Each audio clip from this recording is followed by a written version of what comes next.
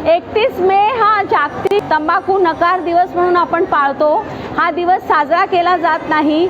तंबाखूच्या दुष्परिणामांची तुम्हाला जाणीव आहे, त्याच्यामध्ये कॅन्सर होऊ शकतो। या चित्रामध्ये तुम्ही बघू शकता की तंबाखू खाल्ल्याने, गुटखा खाल्ल्याने कर्करोग कसा होऊ शकतो ही तुम्हाला जाणीव आहे। त्याच्यामुळे तुम्ही तंबाखू सेवन टाळा।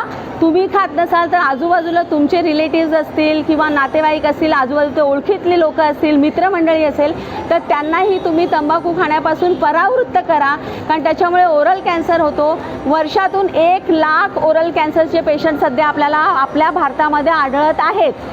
1 लाख हा मोठा आकडा आहे आणि ओरल कॅन्सर झाल्यानंतर सुरुवातीच्या स्थितीमध्ये त्याची ट्रीटमेंट होऊ शकते, पण जेव्हा तुम्ही सेकंड स्टेज किंवा थर्ड स्टेजमध्ये जाता तर त्याची ट्रीटमेंट होत नाही आणि तुमचे प्राणही त्याच्यामध्ये जाऊ शकतात।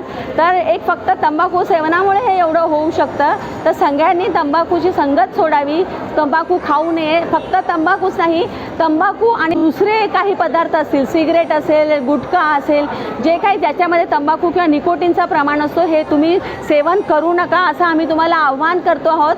आणि जर तुम्ही खात असाल, तंबाखू खात असाल, गुटखा खात असाल, तर तुम्ही एकदा आमच्या डेंटल डिपार्टमेंटला येऊन ओरल चेकअप नक्की करून घ्या, कारण ओरल कॅन्सर हा सुरुवातीला पेनलेस असतो, सिम्पटम्स नसतात, दुखत नाही, त्याच्यामुळे पेशंटना कळत नाही की आपल्याला कॅन्सर झालेला आहे।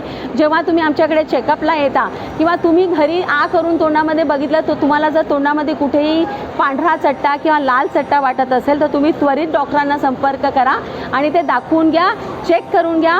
सगळ्यांना मी आवाहन करते की तुम्ही कुणीही तंबाखू खाऊ नका, स्वतःही खाऊ नका आणि दुसऱ्यांनाही जे तुमच्या ओळखीचे असेल त्यांना तंबाखू खाण्यापासून परावृत्त करा। तंबाखू जर्दा जर्दा कर्रा कर्रा तसेच बीडी सिगारेट ई हुक्का ई सिगारेट याच्या दुष्परिणामाची मला जाणीव आहे।